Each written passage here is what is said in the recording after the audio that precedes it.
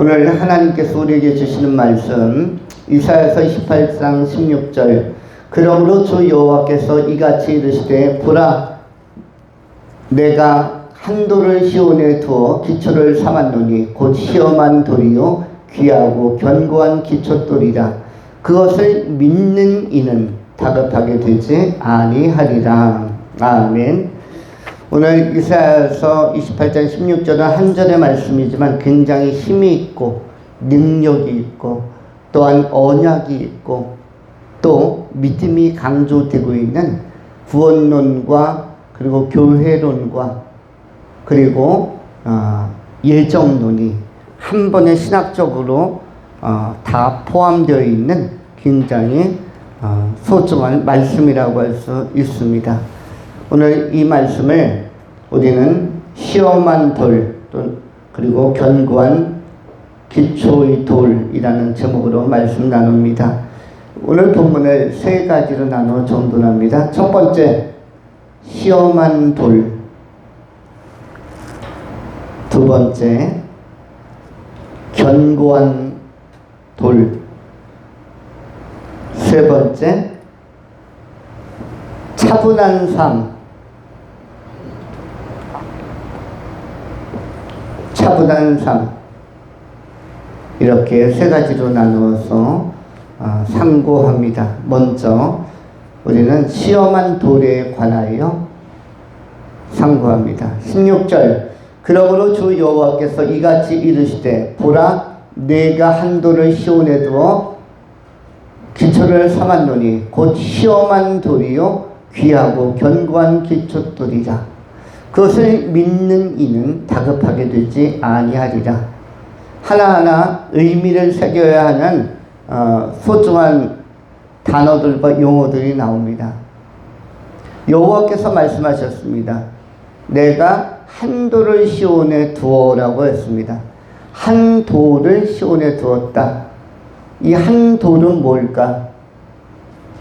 그리고 시온에 두었다. 시온이란 특별한 약속에 성별된 장소에 두었다. 그리고 그 돌의 특성은 어떻습니까? 곧 시험한 돌이요. 여기서 시험한 돌이라 할 때 시험이라는 게 무슨 뜻입니까? 시험한 돌은 쉽게 표현하면 뭐다? 그 다음 귀하고 견고한 기초돌이라. 도대체 기초돌 가운데 귀하고 견고한 건 또 뭘까?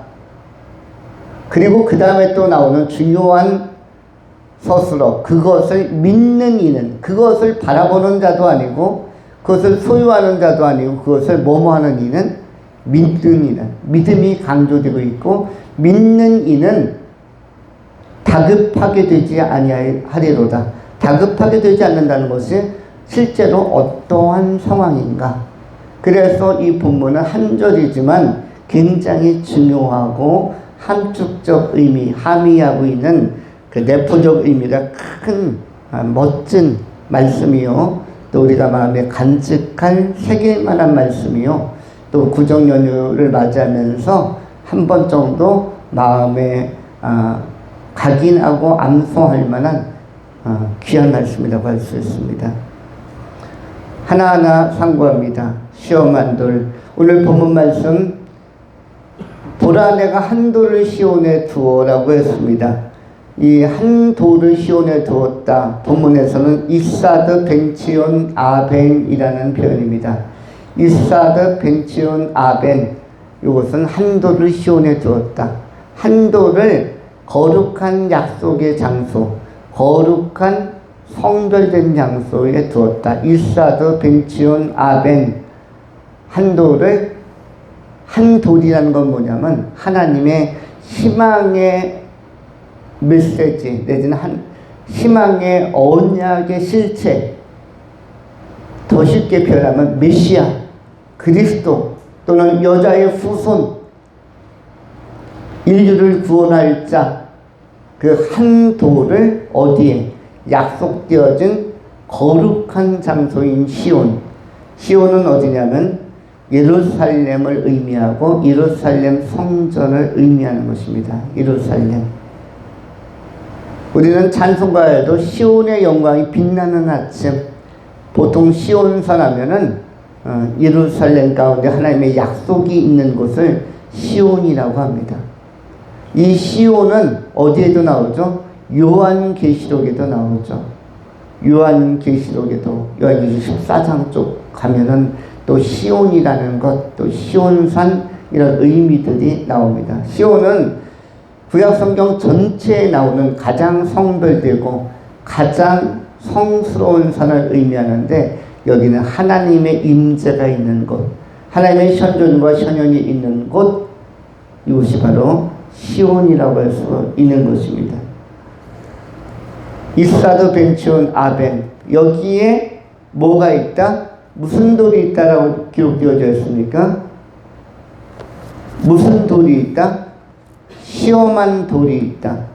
그러면 우리는 시험한 돌이 무엇인지를 해석할 필요가 있습니다. 의미 파악을 할 필요가 있습니다. 보통 학생들은 시험을 봅니다. 그리고 어떤 자격증을 줄 때도 시험을 보게 합니다. 여러분, 시험은 왜 보는 거죠? 시험의 특성은 검증하다. 검증하고 실력과 실체를 확인하다. 그 기능을 점검하다. 검증하다, 점검하다, 확인하다. 이것이 바로 시험을 보는 기능과 그 요소라고 할 수가 있습니다. 바로 이 시온에 검증되어진 돌을 주셨다. 이사드 벤치온 아벤. 로마서 9장 33절에는 이렇게 기록을 합니다. 로마서 9장 33절 기록된 바, 보라 내가 걸림돌과 거치는 바위를 시온에 두나니 그를 믿는 자는 부끄러움을 당하지 아니하리라 함과 같으니라.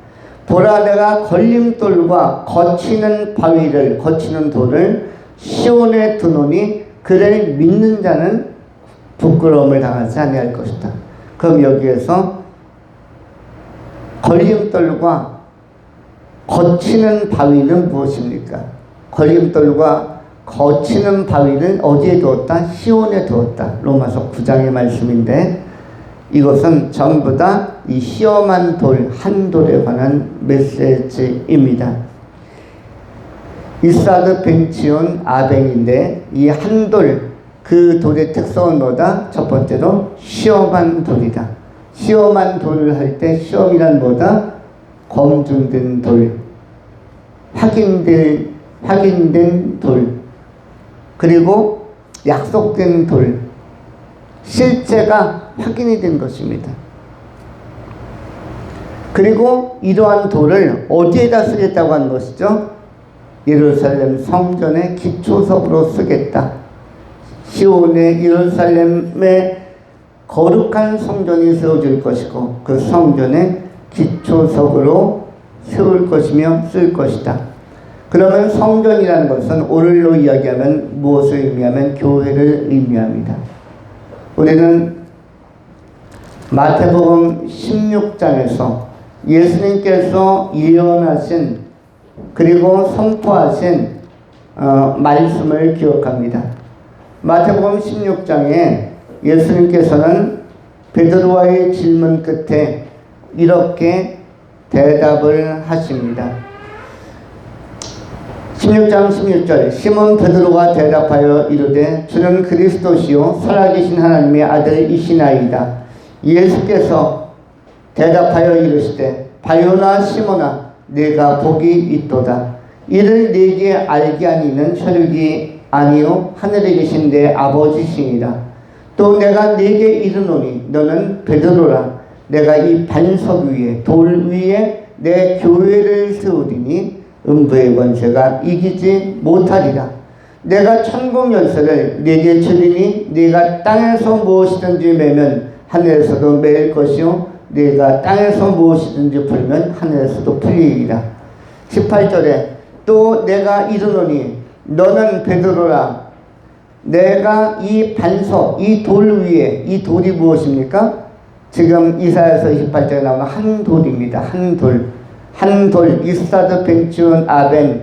이 한 돌 위에, 반석 위에, 페트라 위에 헬라어로 페트라 위에 무엇을 세우겠다? 교회, 에클레시아를 세우겠다. 교회, 처치를 세우겠다. 교회를 세우리니 그 교회는 음부의 권세가 이기지 못할 것이다 라고 표현하고 있습니다. 바로 이 한 돌은, 시험한 돌은 누구를 의미하겠습니까? 교회의 반석이 되시고 교회의 기둥이 되시고 교회의 머리가 되신 예수 그리스도를 의미하는 것입니다. 예수 그리스도는 검증되신 분이며 확정되신 분이며 약속되신 분이시며 예언된 분이시며 완전한 분으로서 무엇을 하기에 완전한 분이십니까? 구원을 하기에. 무엇을 하기에 확정되신 분입니까? 인류를 십자가에서 구속하고 죄사함을 주기에 합당한 분으로 검증되신 분이 누구이시다? 바로 여자로서는 메시아 예수 그리스도시고, 그 예수 그리스도가 오늘 이사야서 28장 오늘 16절에 예언되고 있는 것입니다. 이사야는 예수님 오시기 전 700년 전의 분이고, 그리고 오늘로 치면은 2800년 전의 사람이라고 할 수가 있습니다. 2800년 전에 이미 예수 그리스도에 대하여 너무나 멋진 표현으로서 예언하고 예고하고 있는 것입니다. 이 표현은 우리 인간의 언어로 쉽게 표현할 수가 없고 2800년 전에 살았던 사람으로서 이 표현을 쓰기는 굉장히 어렵습니다. 이사야서 28장 16절 다시 한번 읽으면 다음과 같습니다. 그러므로 주 여호와께서 이같이 이르시되 보라 내가 한 돌을 시온에 두어 기초를 삼았노니 곧 시험한 돌이요 귀하고 견고한 기초돌이라. 그것을 믿는 이는 다급하게 되지 아니하리로다. 누구를 믿는 이는? 그를 믿는 이는 시험한 돌이요 또 한 돌이면 한 돌이 되신 메시아 예수 그리스도를 믿는 자들은 다급하게 되지 않는다라고 되어져 있습니다. 이것은 무엇입니까? 아까 로마서 9장 33절에서는 부끄러움을 당하지 아니할 것이다. 부끄러움을 당하지 아니할 것이다. 예수 그리스도 위에 우리의 신앙을 바르게 세우고 또 교회의 신앙을 바르게 세우고 하나님의 영광을 위해서 살아가는 것은 부름받은 성도들에게 있어서 마땅한 모습이라고 할 수가 있습니다. 예수는 시험한 돌이요 확인된 돌이요 검증된 돌이요 검증된 반석이요 우리를 견고하게 세워주시는, 반석이라는 건 무엇이죠? 우리를 견고하게 지탱해 주시고 우리의 삶이 흔들릴지라도 우리의 발걸음이 흔들릴지라도 그리고 시대와 나라가 어지러워질지라도 언제나 균형 잡을 수 있게 튼튼하게 받쳐주는 견고한 지지대. 그래서 다윗도 시편에서 나의 반석이라는 표현을 많이 씁니다. 나의 반석, 나의 산석, 나의 방패, 나의 구원자, 나의 치료자. 반석이라는 표현을 많이 쓰는데 이것이 헬라어로 페트라인데 나를 튼튼하게 붙들어 주시는 분, 수렁에 빠져도 건져내어 주시고 우리의 신음 속에서도 우리의 모든 마음속에 비밀한 것들도 다 들으시면서 위로해 주시고 찾아오시는 분, 그리고 어떠한 위험에서도 나를 지켜주시고 호위해 주시는 분, 불말과 불병거로 천군 천사로 내 삶을 지켜주시는 임마누엘 하신 주님이 바로 반석이시며 한돌 대신 시험한 돌 대신 예수 그리스도라는 사실을 기억하면서 예수 안에서 여러분의 삶이 안정되고 평안하고 또 귀한 결실을 맺어가는 삶으로 살아낼 수 있는 미래가 열려지기를 축원합니다. 두 번째로 견고한 돌입니다. 오늘 16절에 그러므로 주 여호와께서 이같이 이르시되 보라 내가 한 돌을 시온에 두어 기초를 삼았느니, 그 다음에 나온 것이 곧 시험한 돌이요 또 연이어서 대등한 구조로 병렬 구조로 나오는 게 무엇입니까? 귀하고 견고한 기초돌이다. 귀하고 견고한 기초돌, 이것은 흔들리지 않는 돌인데 우리는 이 세상에 있는 많은 판단과 또 많은 사람들의 생각들은 많이 흔들립니다. 이 세상의 대부분의 것은 상대적 진리입니다. 그 말은 뭐냐면 절대적인 게 많지 않다는 것입니다. 심지어 법도 절대적인 것이 적고, 법도 계속 개정하고 국회에서 만들어내면 이 법이 저 법으로 바뀌고, 이렇게 했다가 저쪽으로 바꾸고, 이게 막 할 수가 있습니다. 1년에 아마 100개 이상의 법들이 막 만들어지고 바뀌고 하는 것으로 알려집니다. 미국의 트럼프 대통령이 취임하면서 갑자기 이런 메시지를 냈습니다. 미국에는 남성과 여성밖에 없다라는 메시지를 냈어요. 이건 상식 아닙니까? 그런데 미국에는 남성, 여성 이외에도 여러 가지 성이 있대요. 남성과 여성 이외에도 서너 가지는 더 있는 것 같아요. 남성이면서 여성인 경우, 남성이면서 여성인 경우도 있고, 남성인데 여성 쪽으로, 여성인데 남성으로 또 이렇게 어떤 의도적인 도구를 이용해서 바뀌는 경우, 그래서 마음에 안 들면 다시 옛날로 복원하는 경우, 그런가 하면 뭐 외계인 쪽으로 또 성을 갈아치우는 경우, 약 20여 개가 있다고 하는데 제가 아는 것은 한 5가지밖에 안 되는 것 같아요. 그런데 트럼프는 그렇게 복잡하지 않다. 우리 인간은 남성과 여성 이외에는 없다라고 취임식에서 바로 선언을 했습니다.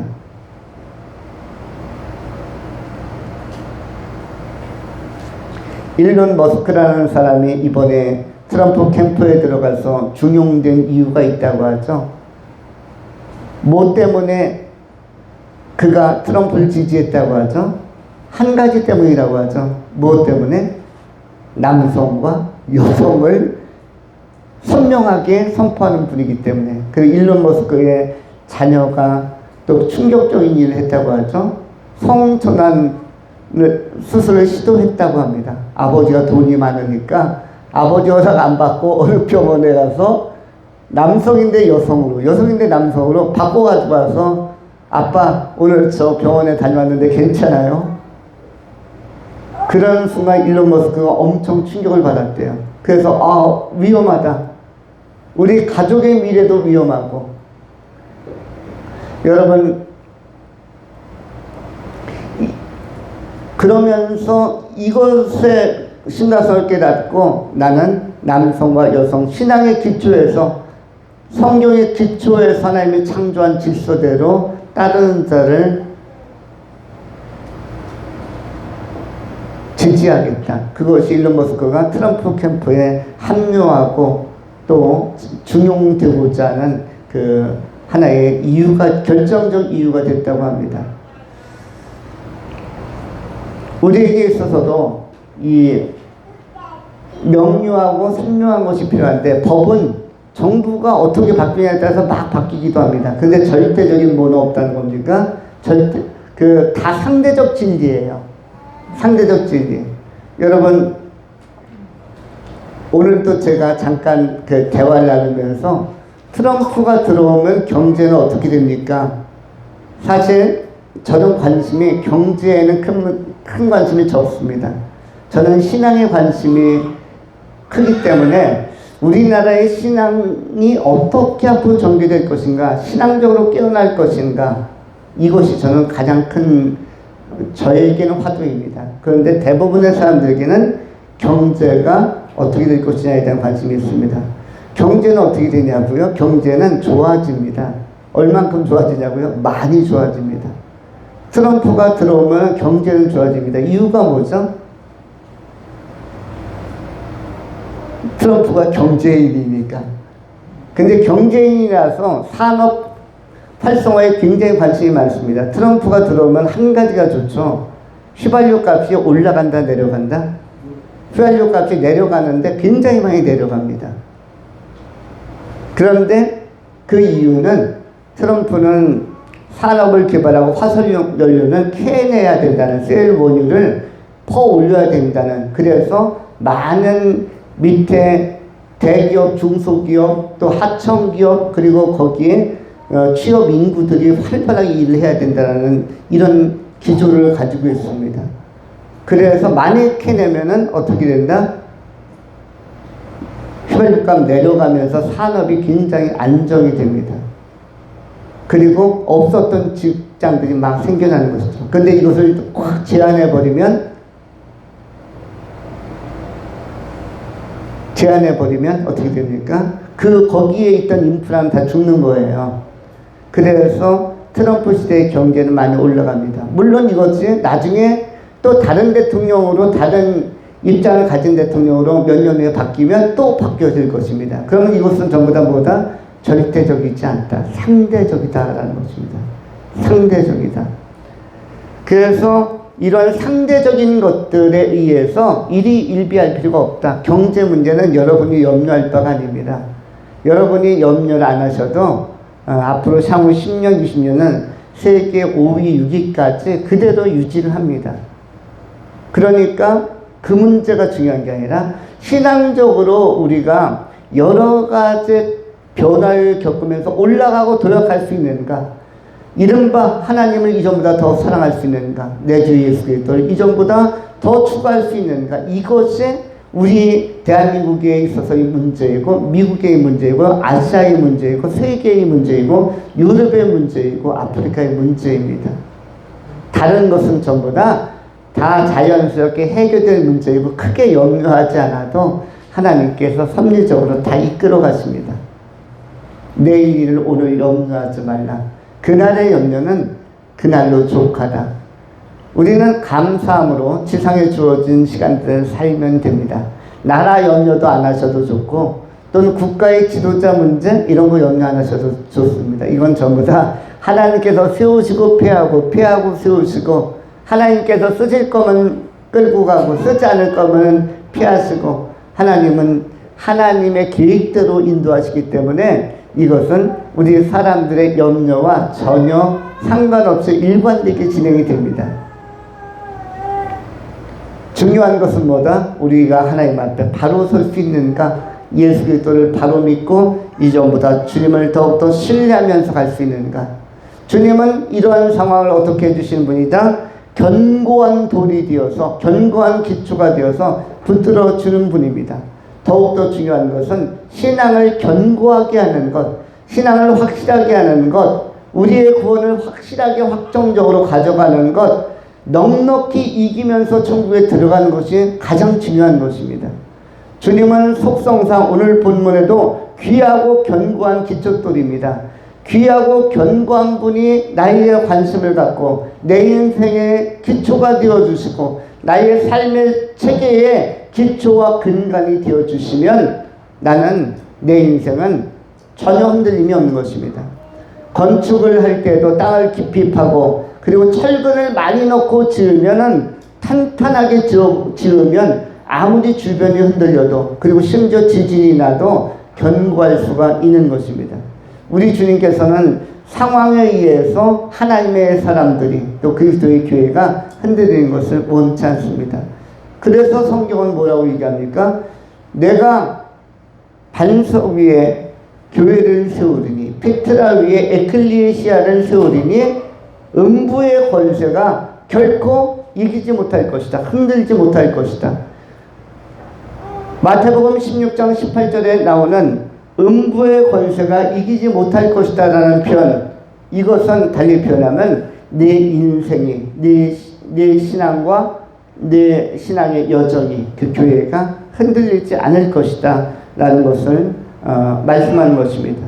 마태복음 16장 18절 우리가 읽은 말씀 다시 확인하면 다음과 같습니다.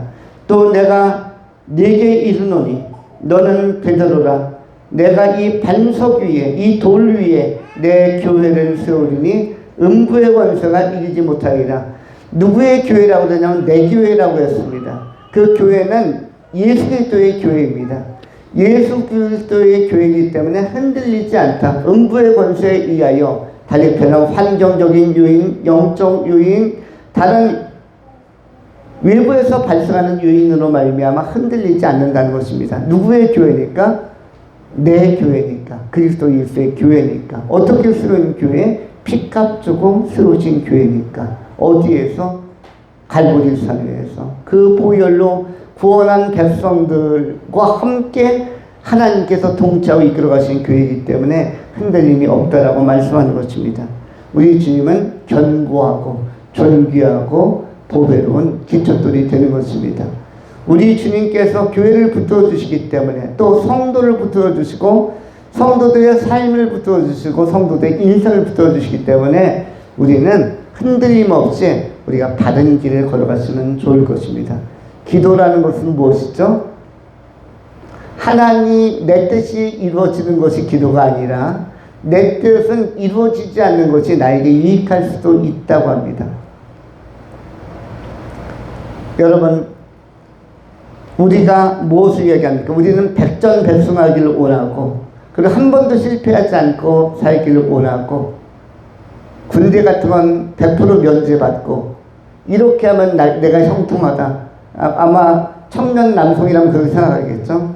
청년 남성에게 있어서 가장 큰 형통은 무엇입니까? 20대 접어들어서 군대 같은 것은 뭐뭐 받는다? 면제받는다.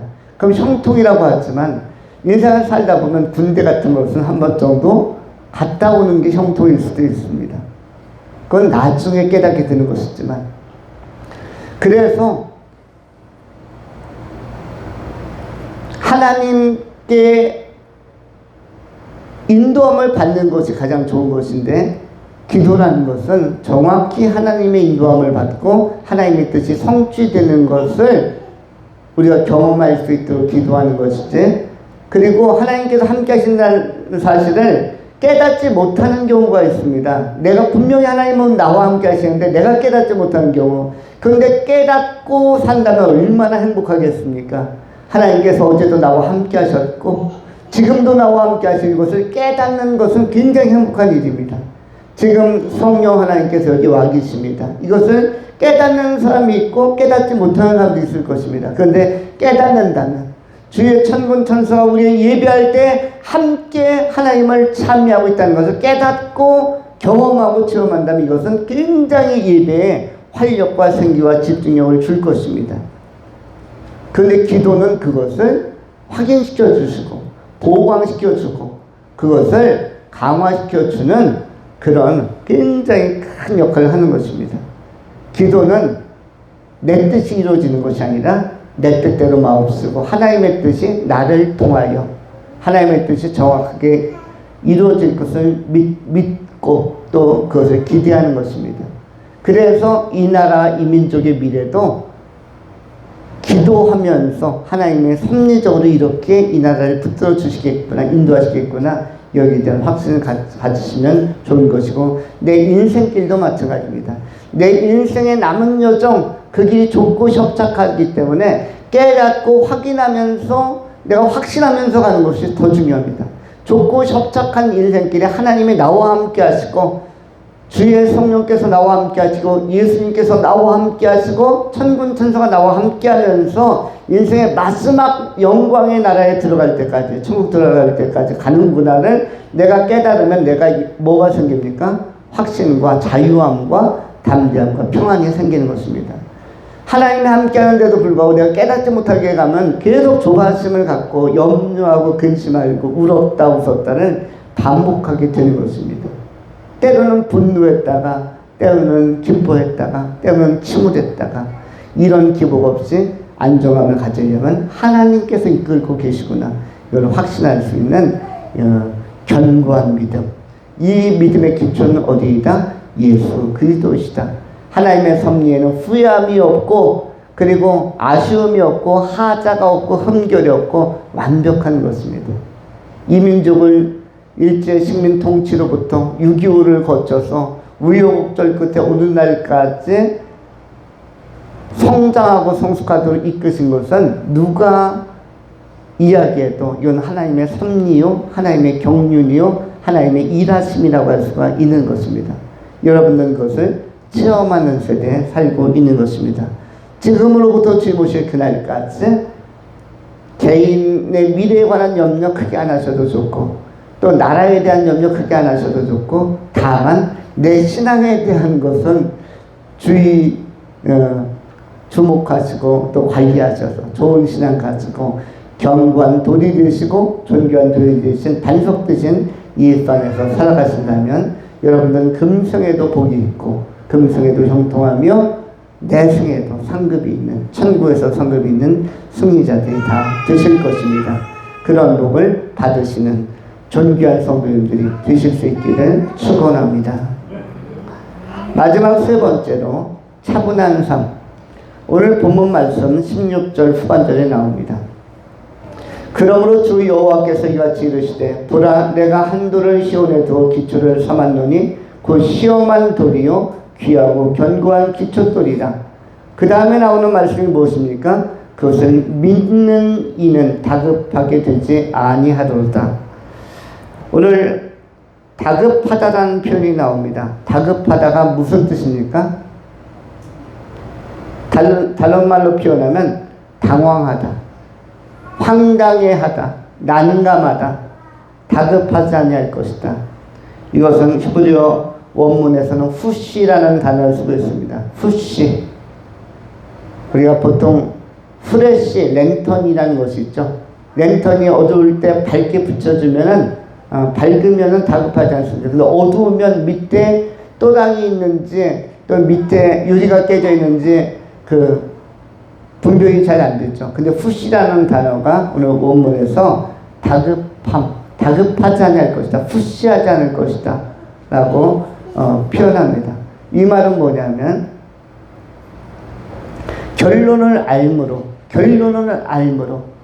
결과가 좋으므로 크게 염려하거나 조급해하지 않는다는 것입니다. 초조해하지 않는 것입니다. 우리의 미래에 대해서도 마찬가지입니다. 결론을 알고 가면 초조할 것이 있습니까? 큰 문제를 직면해도 여유가 있는 것입니다. 이 세상에 있는 많은 문제를 누구보다 잘 아시는 분이 하나님이시죠. 근데 하나님에게는 여유가 있습니다. 왜? 결론을 알고 있으니까. 다 알고 계시니까 하나님은 여유가 있습니다. 우리 주 예수 그리스도는 여유가 있습니다.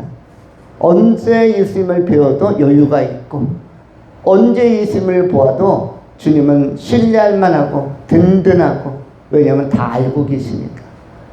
결론까지 다 알고 있으면 굉장히 여유가 있는 것입니다.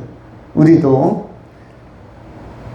크고 작은 삶의 과정이나 발생하는 사건에 의해서 일희일비하지 마시고 크게 보고 길게 보고 멀리 보고 높이 보고 하나님 나라까지 쭉 정진해 가셔야만 합니다.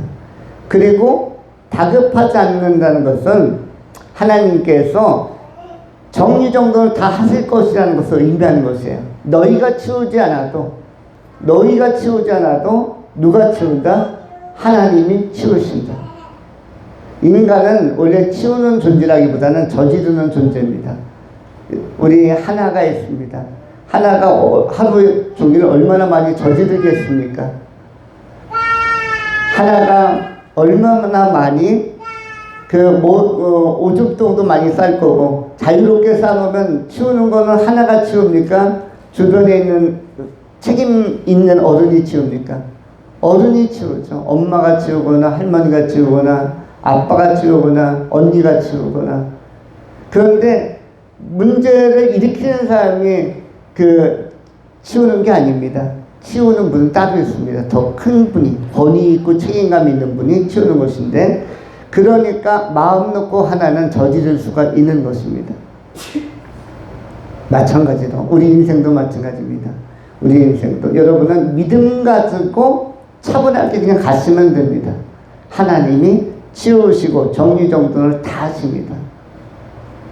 특별히 이 민족에 관하여 하나님이 이 민족을 사랑하시고 이 민족에 있는 교회를 사랑하시기 때문에, 이 민족에 있는 성도를 사랑하시기 때문에 차분하게 안정되게 아주 신속하게 정리정돈을 해나가실 것입니다.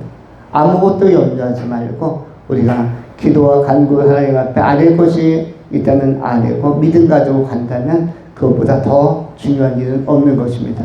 본문에서 강조하는 것은 무엇입니까? 바로 믿는 자는 다급하게 되지 아니할 것이다. 믿는 자는 언제도 다급하지 않습니까?